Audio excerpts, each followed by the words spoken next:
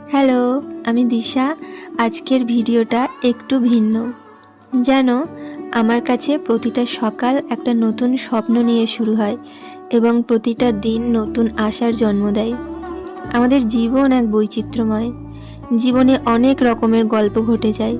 গল্প শুরু হয় এবং একটা সময় গল্পের শেষও হয়, কিন্তু আমরা ভালো স্মৃতিটাই মনে রাখি।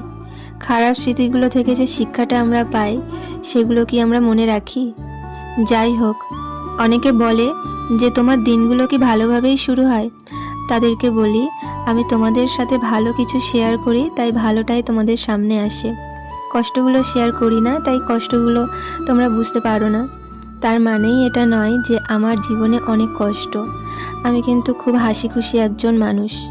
শুধু একটাই প্রার্থনা, যার যেটার উপর বিশ্বাস সর্বদা যেন সেটার উপর ভক্তি বজায় থাকে।